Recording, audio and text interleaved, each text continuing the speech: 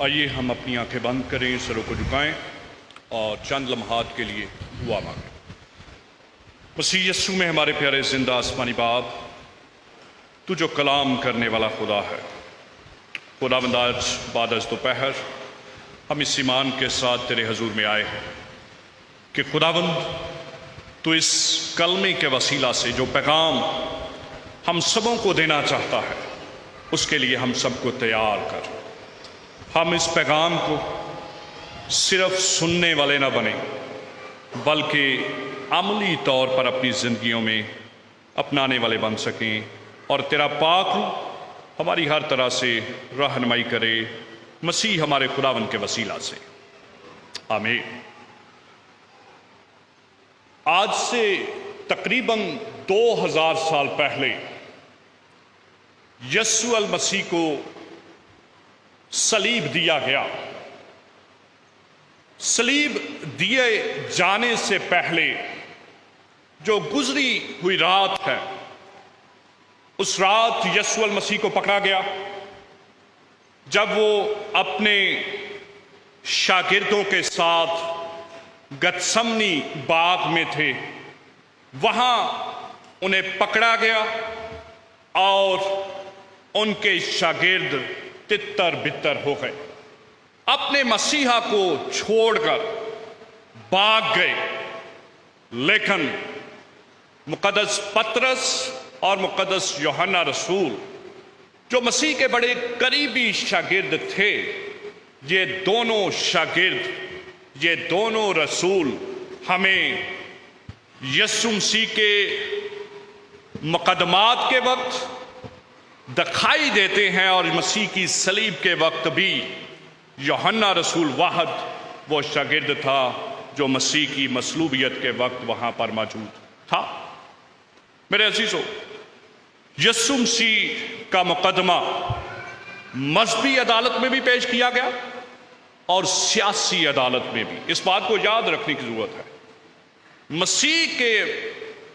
مقدمات دونوں عدالتوں میں پیش کیے گئے، اور آپ ذرا دیکھیں کہ کتنی جلدی تھی لوگوں کو۔ رات بھر ہی مسیح کو کبھی مذہبی عدالت میں لے جایا جا رہا ہے، کبھی سیاسی عدالت میں پیش کیا جا رہا ہے۔ اور اگر آپ بائبل مقدس کو پڑھنے والے ہیں، بغور اس کا مطالعہ کرنے والے ہیں، تو آپ کبھی اس بات کو دیکھیں کہ جو الزامات مذہبی عدالت میں لگائے گئے وہ فرق ہے، اور جو الزامات مسیح پر سیاسی عدالت میں لگائے گئے وہ فرق تھے۔ مذہبی عدالت میں مسیح پر یہ الزام لگایا گیا کہ یہ کہتا ہے کہ میں اس مقدس کو ڈھا دوں گا اور 3 دن میں تعمیر کر دوں گا، اور دوسرا الزام یہ کہ یہ اپنے آپ کو خدا کا بیٹا کہتا ہے، یہ اپنے آپ کو خدا کا بیٹا کہتا ہے، یہ کفر بکتا ہے۔ اور میرے عزیزو، اس بات کو یاد رکھنے کی ضرورت ہے کہ یسوع مسیح حقیقتاً خدا کا بیٹا ہے۔ یہ بے شک اس پہ الزام لگایا جا رہا ہے، لیکن یہ ایسی حقیقت اور زندہ جاوید سچائی ہے جس سے کبھی بھی انکار نہیں کیا جا سکتا تھا۔ جب سیاسی عدالت میں پیش کیا گیا تو وہاں پر یسوع المسیح پر الزامات لگائے گئے کہ یہ لوگوں کو فساد کرنے کے لیے ابھارتا ہے، بہکاتا ہے، یہ لوگوں کو لڑائی کرنے کے لیے، رومیوں کے خلاف فساد کے لیے ابھارتا ہے۔ یہ الزام مسیح پر لگایا گیا، اور مسیح پر بغاوت کا الزام بھی لگایا گیا، اور پھر سیاسی عدالت میں یہ الزام بھی لگایا گیا کہ یہ اپنے آپ کو یہودیوں کا بادشاہ کہتا ہے۔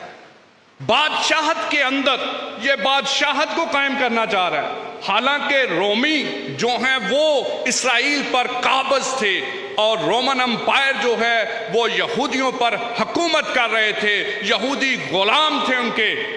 اور وہ سیاسی عدالت میں مسیح پر یہ الزام لگا رہے ہیں کہ یہ اپنے آپ کو یہودیوں کا بادشاہ کہتا ہے، یہ رومیوں کی بادشاہت میں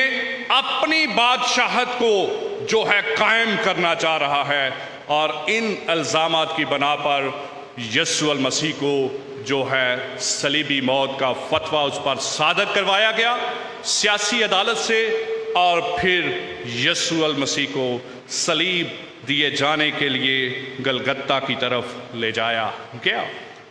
یسوع المسیح کو بڑے دکھوں میں سے گزرنا پڑا، یہ آسان کام نہیں تھا۔ اس وقت کے دستور کے مطابق ہر اس شخص کو اپنی صلیب اٹھانا پڑتی تھی جس پہ الزامات لگتے، جس پہ وہ مجرم قرار دیا جاتا، اور وہ اپنی صلیب خود اٹھا کر اس مقام تک لے جاتا۔ ذرا سوچیں کہ یسوع المسیح کو جب کوڑے لگائے گئے، اور ایسا کوڑا جب وہ ان کے جسم پہ پڑتا تھا تو ان کے چمڑے کو، ان کی سکن کو بھی ساتھ ہی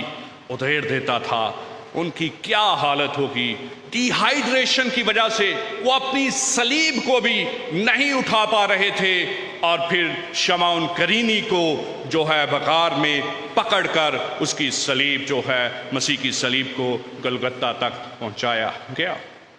میرے عزیزو، خداوند یسوع المسیح نے صلیب پر 7 بار اپنی زبان اقدس کو کھولا، 7 کلمات پیش کیے۔ پہلے 3 کلمات یسوع المسیح نے دوسروں کے لیے پیش کیے، اور آخری 4 کلمات یسوع مسیح نے اپنی ذات کے بارے میں فرمائے۔ میرے عزیزو، جس کلمے پہ آج مجھے یہ موقع دیا گیا کہ ہم مل کر سیکھ سکیں کہ کس طرح سے ہم نے رشتوں کی محبت کو جو ہے وہ اپنے ساتھ رکھنا ہے اور ان کا انکار کبھی نہیں کرنا، کس طرح سے ہم نے اپنے رشتوں کی بھی کیئر کرنی ہے، رشتوں کا بھی خیال رکھنا ہے، اور مسیح کے ساتھ بھی زندگی بسر کرنی ہے۔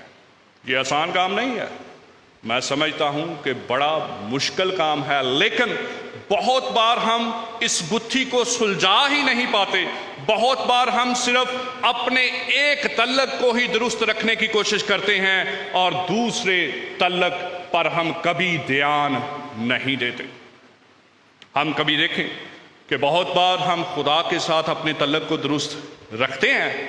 لیکن اپنے رشتوں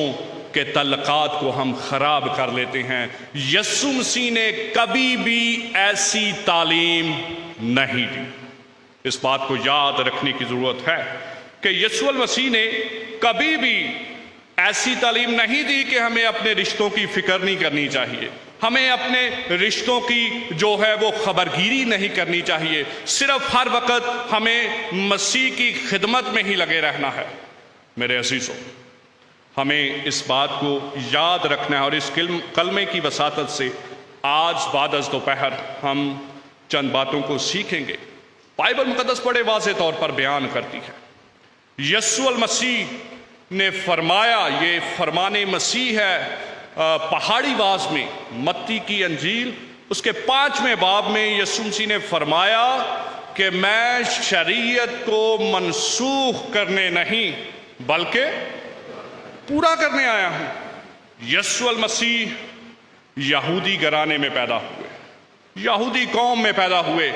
اور وہ شریعت کو جانتے تھے، اور کبھی بھی انہوں نے شریعت کی مخالفت نہیں کی۔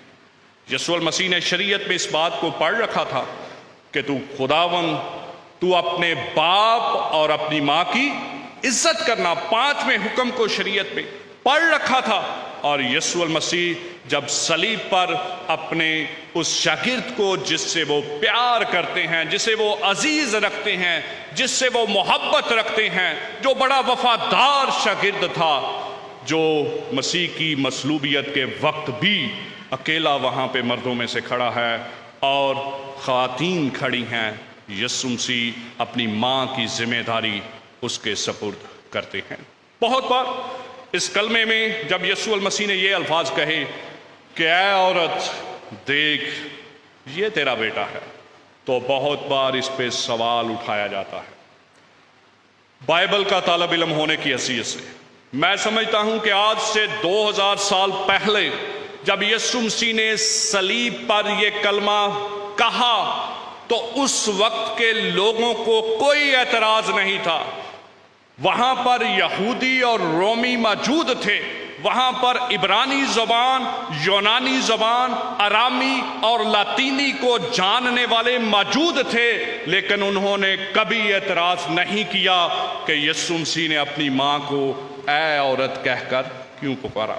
آج 2000 سال بعد بہت سے علماء کہتے ہیں کہ یسوع مسیح نے بے ادبی کی ہے، کیوں اپنی ماں کو اے عورت کہہ کر پکارا۔ میرے عزیزو، میں آپ کو بتانا چاہتا ہوں کہ یہ پہلا موقع نہیں تھا جب یسوع مسیح نے مقدسہ مریم کو اپنی ماں کو اے عورت کہہ کر پکارا، بلکہ جب ہم یوحنا رسول کے انجیلی بیان اور اس کے دوسرے باب کی 4 آیت کو پڑھتے ہیں، جہاں پر یسوع مسیح نے قانا گلیل میں پہلا معجزہ کیا اور پانی کو مے بنایا، وہاں پر بھی یسوع مسیح نے مقدسہ مریم کو کہا کہ اے عورت ابھی میرا وقت نہیں آیا۔ وہاں پر بھی یسوع مسیح نے مقدسہ مریم کو، اپنی ماں کو، اپنی خدمت کے آغاز میں اے عورت کہا، اور وہاں پر یہودی موجود تھے۔ اس شادی میں، اس ضیافت میں بہت سے یہودی موجود ہیں، لیکن وہاں پر بھی کسی نے اعتراض نہیں کیا کہ یسوع مسیح نے اپنی ماں کو اے عورت کیوں کہا۔ میرے عزیزو، جب ہم اصل متن میں پڑھتے ہیں تو اے عورت کے لیے جو وہاں پر یونانی زبان کا لفظ استعمال ہوا ہے، اس کا مطلب ہے انگریزی زبان میں میڈم۔ اردو میں جیسے ہم محترمہ کہتے ہیں، بڑی عزت دیتے ہیں کسی کو، بڑے ادب کے ساتھ ہم کسی کو کہتے ہیں محترمہ کسی خاتون کو، تو یسوع مسیح نے جب اپنی ماں کو اے عورت کہا تو دراصل وہ بڑی عزت، بڑے ادب اور بڑی تکریم کے ساتھ اپنی ماں کو وہاں پر پکار رہے ہیں۔ اس بات کو ہمیں یاد رکھنے کی ضرورت ہے۔ اور یسوع مسیح نے نہ صرف اپنی ماں کو اے عورت کہا، اگر آپ اناجیل کا بغور مطالعہ کریں تو یسوع المسیح نے کنانی عورت کو بھی اے عورت کہہ کر پکارا، یسوع مسیح نے سامری عورت کو بھی اے عورت کہہ کر پکارا۔ یسوع مسیح نے کبھی بھی خواتین کا جو ہے، یسوع مسیح ہمیشہ احترام کرتے تھے، ان کی عزت کرتے تھے، اور یسوع مسیح نے یہاں پر اپنی ماں کو جب اے عورت کہا تو انہوں نے کوئی بھی بے ادبی نہیں کی، بلکہ بڑے ادب، بڑی عزت اور بڑی تکریم کے ساتھ وہ اپنی اس ذمہ داری کو جو ہے پورا کرتے ہیں۔ اس بات کو یاد رکھیں، یسوع المسیح کامل انسان بھی ہے اور کامل خدا بھی، اور وہ اس مشن کو پایا تکمیل تک پہنچا رہا تھا جو اس کے آسمانی باپ نے اس کے سپرد کیا تھا۔ ذرا دیکھیں کہ وہ اس مشن کو بھی پورا کر رہے ہیں، اس رسالت کو بھی پورا کر رہے ہیں جو ان کے آسمانی باپ نے ان کے ذمہ لگایا ہے کہ انہوں نے اپنی جان صلیب پر دینی ہے تاکہ تمام بنی نوع انسانوں کے گناہوں کا کفارہ ہو سکے، اور اس کے ساتھ ساتھ ایسی جان کنی کی حالت میں، دکھ کی حالت میں، اذیت کی حالت میں بھی وہ اپنی ماں کو نہیں بھولے، وہ اپنے جسمانی رشتے کو بھی نہیں بھولے، اور انہوں نے یہاں پر اپنی اس ذمہ داری کو اپنے اس محبوب شاگرد کے ذمہ لگایا جو یسوع مسیح سے محبت رکھتا تھا۔ میرے عزیزو، یسوع مسیح اپنی روحانی ذمہ داری کو بھی بخوبی نبھا رہے ہیں، اور اس کے ساتھ ساتھ وہ اپنی جسمانی رشتوں کی بھی کیئر کر رہے ہیں، فکر کر رہے ہیں، اور وہ ہمیں سکھانا چاہتے ہیں کہ جو عملی نمونہ یسوع مسیح نے صلیب پر دیا کہ اپنی روحانی خدمت کے ساتھ ساتھ ہمیں اپنے جسمانی رشتوں کے ساتھ بھی اپنے تعلقات کو بحال رکھنا ہے، درست رکھنا ہے، ان کی فکر کرنی ہے، چاہے ہم اذیت میں ہوں، چاہے ہم مصیبت میں ہوں، چاہے ہم دکھ، غربت اور کیسی حالت میں بھی ہوں، ہمیں کبھی بھی اپنے ریلیشنز کا جو ہے ایسا نہیں ہونا چاہیے کہ ہم خیال نہ رکھیں۔ میرے عزیزو، اس دور میں ہم دیکھتے ہیں کہ بہت مشکل ہے، اور بہت بار ہم دیکھتے ہیں کہ بیٹے بیٹیاں جو ہیں وہ اپنے والدین کی عزت نہیں کرتے، وہ ان کی خدمت نہیں کرتے۔ میرے عزیزو، میں آپ کو بتانا چاہتا ہوں کہ ہمیں خدا کے ساتھ بھی اپنا تعلق درست رکھنا ہے، اور اپنے ریلیشنز کو بھی درست طریقے سے ادا کرنا ہے، ان کی فکر کرنی ہے، اور یسوع مسیح صلیب پر ہمیں یہی نمونہ پیش کر رہے ہیں۔ انہوں نے اپنے آسمانی باپ کے مشن کو بھی مکمل کیا، اور اپنی جسمانی ماں کی فکر بھی کی، اور اس ذمہ داری کو اپنے شاگرد کے ذمہ لگایا۔ میرے عزیزو، خداوند مجھے اور آپ کو یہ فضل بخشے کہ ہم روحانی زندگی اور جسمانی زندگی میں اپنے تعلقات کو ہمیشہ درست رکھیں۔ خداوند ہمیں ایسا کرنے کا فضل اور توفیق عطا فرمائے۔